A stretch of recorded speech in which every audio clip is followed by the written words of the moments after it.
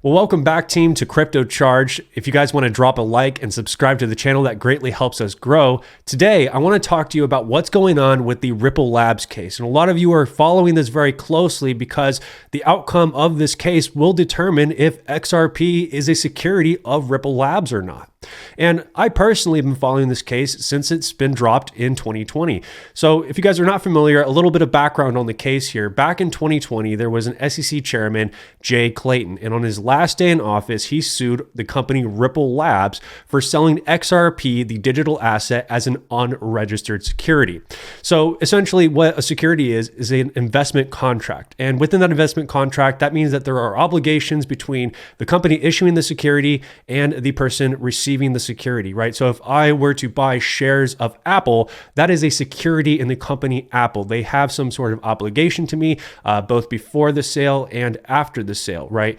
So there's an entire bundle of rights and obligations that go along with that. However, in this particular instance, the XRP ledger and the digital asset XRP were fully functional prior to the inception of the company Ripple Labs in any way whatsoever.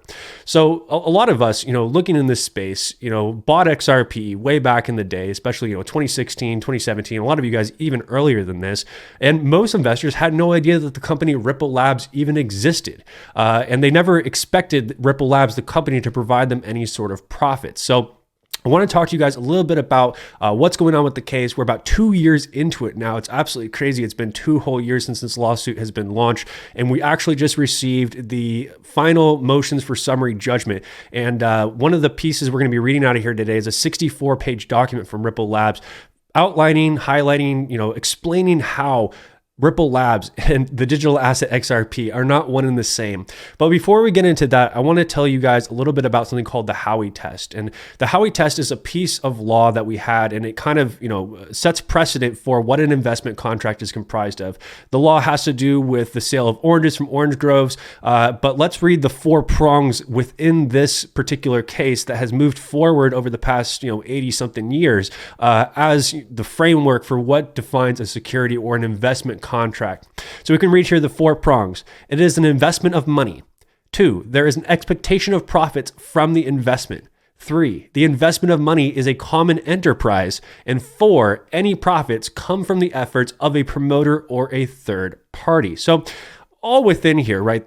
It can't just be 1 or 2 or 3 of these sound pretty close to an investment contract. We have to have all 4 prongs here satiated in order for an investment contract to exist, right? And the SEC sued Ripple Labs saying, you have created an unregistered security. You did this knowingly, knowing that you had to come in and get registered, and you sold XRP as a security. And it really doesn't make a lot of sense, right? And I want to read you a specific piece out of the reply brief. Again, this was 64 pages. I went through and highlighted, page after page of all the pertinent information there. But let's read a little bit out of that particular excerpt.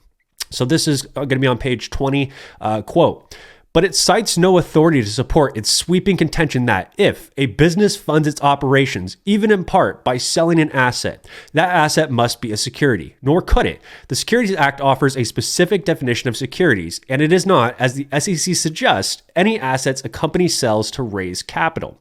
It also defies common sense. All business revenue that is not distributed to equity holders goes towards operations in some manner. So the SEC's position would transform every asset sale into a security. If Ford uses revenue from car sales to build a new assembly plant, neither its cars nor the sale of its cars thereby become securities. Likewise, computers from IBM, oil from Chevron, gold from Newmont, or shoes from Nike. Even the buyers hopes to turn a profit off that purchase in the future." Close quote. So this particular sentence in here, and again, there's a lot of really important gold nuggets in here referencing how it's different from other cryptocurrencies that have had to pay settlements, right? How the XRP ledger was fully built out prior to Ripple's inception, right? But what it's really doing here is showing that digital assets by nature are not all securities. Are some of them securities? Yes, absolutely. Some cryptocurrencies could be securities, and they can turn into securities in the future if there's some sort of post-sale obligations, or if the only way that that asset goes up is if that particular particular entity or promoter does something with the asset to increase its value in the future. So again, in this example here, if I buy a pair of shoes from Nike for $60 and I hold on to them, I never wear them, but I know that these are a collector edition shoe, and at some point in the future they're worth a few $100s. That's not necessarily based on the efforts of Nike, right? That is based on the supply and demand, right? The market forces that be of individuals willing to buy and sell certain items at a certain price based on what everyone considers to be the value at the time. The other important thing here is, right, we've seen Ripple do really, really well as a company, right? And their profits are completely separate from XRP, the digital asset. We see XRP continue to move with the rest of the cryptocurrency market, completely unrelated with the efforts of Ripple Labs. So this is really just one very key argument in here where they talk about, why XRP and not all of crypto should be classified under this unregistered security status, right? The other thing that a lot of people have talked about, including the most recent library ruling, if you guys have not been following the library case, they launched a public blockchain to help people monetize publishing and things of that nature. And they unfortunately don't have the same backing and set of evidence that Ripple has here. So they're unfortunately lost their summary judgment, and they were found that LBC was being sold as a security. But one of the main differentiators that they highlight later in this particular document is that there are other cases like the Telegram case and the Kick Interactive case. And what they talk about in those particular instances is that those sales of those tokens were sold prior to the development of the blockchain itself.